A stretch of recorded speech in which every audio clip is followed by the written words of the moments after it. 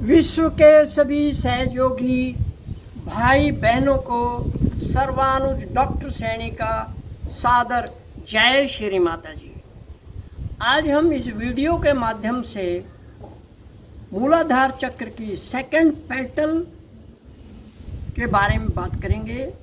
ये है क्या, कहाँ पर स्थित है, कौन सी बीमारी ठीक करती है, वहाँ पर कौन सी देवी या डॉक्टर है, इस प्रकार की बातें हम करेंगे। सबसे पहले हम मूलाधार चक्र की बात कर लें।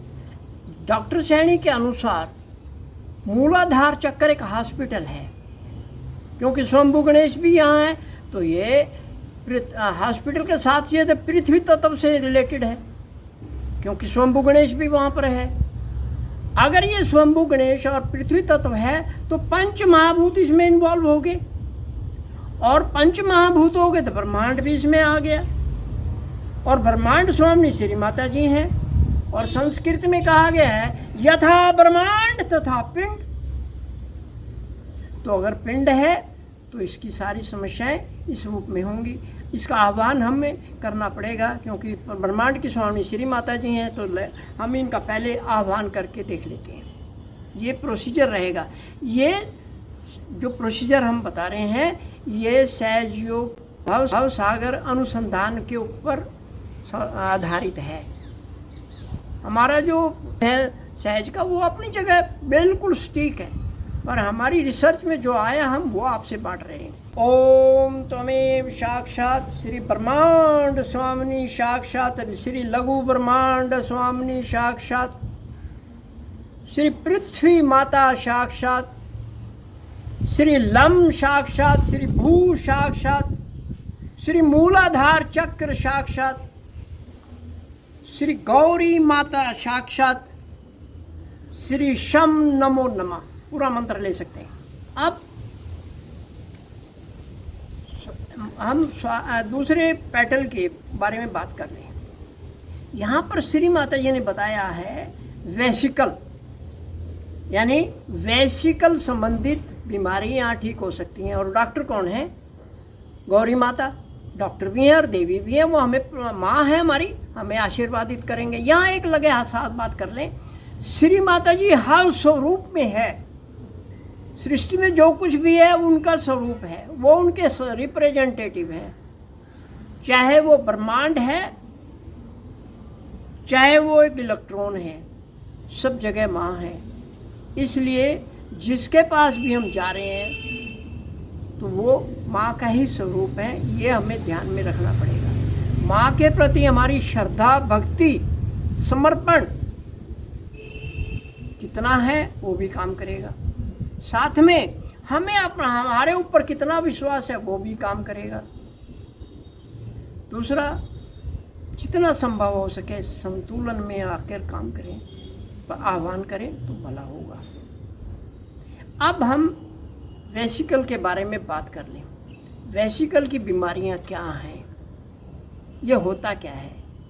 वेसिकल के अंदर सेमिनल वेसिकल या वास डेफरेंस या वास्कुले सेमिनल्स, नहीं माँ ने सिर्फ एक वर्ड दिया है वेसिकल, ये इसके अंडर आता है। डॉक्टर सैनी का मेडिकल बैकग्राउंड नहीं है, माफ़ करना। जितना स्वाध्याय से या मनन से जो भी मिला वो आपसे बात कर रहे हैं। अब आ जाओ, ये बीमारी क्यों आती है और कैसे इसको दूर किया जा सकता है। एंटीजन एक शब्द होता है, यानी अगर हिंदी में कहेंगे तो रोग उत्पादक पदार्थ।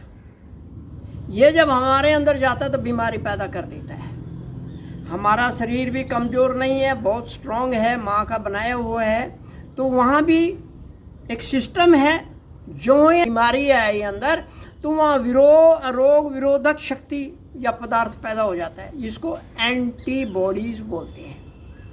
फिर दोनों में फाइट होती है। कई बार एंटीबॉडीज को फटाफट हरा दिया जाता है और हम स्वस्थ हो जाते हैं। पर कभी कभी दुर्भाग्य से ऐसा होता है एंटीबॉडीज हार जाते हैं और एंटीजन यानी बीमारी जीत जाती है और हम बीमार हो गए। ये दूसरा एक कारण और हम आपसे बात की, ऑटो इम्यून एक सिस्टम होता है। वो क्या होता है, हमारा जो सिस्टम है, जो हमारा इम्यून सिस्टम है, रोग विरोधक शक्ति है, उसमें किसी गड़बड़ हो जाती है कभी कभी। जो हमारे सिपाही हैं, जो रोगों से लड़ते हैं, वो किसी कारण रक्षक की बजाय भक्षक बन जाते हैं। वो रोग विरोधी दवा जो हम खाते हैं वो ही हमारी बीमारी पैदा करने लग जाती है, या यूं कहें रक्षक सिपाही ही हमारे गलत धारणा के कारण अपने साथियों को मारना शुरू कर देते हैं। साधारण शब्दों में कहें तो जो हमारा इम्यून सिस्टम है, किसी कारण वो अपने ही इम्यून सिस्टम को समाप्त करने लग जाता है, और ये एक अलग स्थिति होती है। और एक इसके बाद हम अगली बात पे जाते हैं, छोटी छोटी बातें करेंगे। अगली बात ये है स्पर्म मोर्टेलिटी। मेडिकल साइंस बोलता है कि 2 करोड़ स्पर्म की काउंट है। स्पर्म में जो काउंटिंग करते हैं तो वो हेल्दी है और नॉर्मल है। फिर वो कहते हैं अगर 50 लाख है तो पुअर है, यानी बहुत कमज़ोर है, और 50 लाख से नीचे जाके 1 लाख पे आ जाए, बहुत ही कमज़ोर स्थिति में है। तो ये हमारा स्पर्म मोर्टेलिटी आ गई। अब आ गई फर्टिलिटी, यानी जनन शक्ति। ये क्या है, लगभग 90% स्त्रियां 1 साल के अंदर ही शादी के बाद गर्भ धारण कर लेती हैं, और उसमें उनके क्वालिटी ओवा की भी बहुत ज़रूरी है, साथ ही मेल स्पर्म की क्वालिटी भी बहुत ज़रूरी है।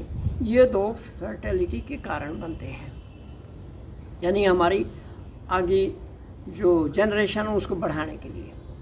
अब आगे अगली पॉइंट आएगा इनफर्टिलिटी। इनफर्टिलिटी क्या होता है, यानी बंधेपन। तो इनफर्टिलिटी के अंदर एज फैक्टर लेडीज़ के अंदर बहुत काउंट होता है। दूसरा, ओवेशन कितनी अच्छी है, यानी अंडा पैदा हो रहा है, सही हो रहा है, सही टाइम पे आ रहा है। इसमें यूट्रीन बहुत ज़रूरी है, उसका फैक्टर बहुत ज़रूरी है। यहाँ पर एक फैक्टर और है, मेल का फैक्टर भी है, उसकी स्पर्म मोर्टेलिटी यानी काउंट कितनी है, अच्छी है या कमज़ोर है, जैसे हमने पहले डिस्कस कर लिया। और इस प्रकार और बहुत सारे जाने अनजाने, मेडिकल साइंस भी बोलता है बहुत सारी चीज़ों को उनको नहीं पता है, तो हम भी क्या कह सकते हैं। अब एक लास्ट पॉइंट और हम आपसे डिस्कस कर लें, स्पर्मेटोजोआ, ये इंग्लिश नाम है। इसका हम साधारण शब्दों में कहें कि जो इम्यून सिस्टम है लेडीज़ के अंदर,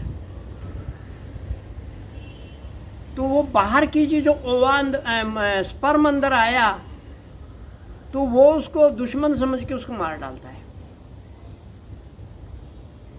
ये होता है ऐसा, ये किसी बीमारी के कारण हो जाता है या जैसे भी रहता है।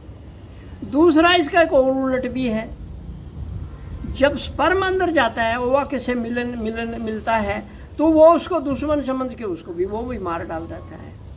इस प्रकार ये स्पर्मेटोजोआ एक अलग से ही समस्या खड़ी हो जाती है, इससे भी इनफर्टिलिटी होती है। अब इस प्रकार ये 4 जितनी बातें हमने करी, ये वेसिकल के अंदर आती हैं। तो अगर हम वेसिकल की बीमारी से पीड़ित हैं डायग्नोज के आधार पर, तो अपनी श्रद्धा के हिसाब से हम एक बार फिर आह्वान कर लेते हैं। सेकंड पेटल हमारी फ्रंट पेल्विक बोन पे होती है, लेफ्ट साइड। ओम तमेव साक्षात श्री ब्रह्मांड स्वामिनी, साक्षात श्री लघु ब्रह्मांड स्वामिनी, साक्षात श्री पृथ्वी माता, साक्षात श्री लम, साक्षात श्री भू, साक्षात श्री मूलाधार चक्र अस्पताल, साक्षात श्री गौरी माता, लेफ्ट पेल्विक बोन, गौरी माता साक्षात श्री शम नमो नमः। इस प्रकार हम सेकंड पेटल की समस्या का समाधान माँ से पा सकते हैं। जय श्री माता जी।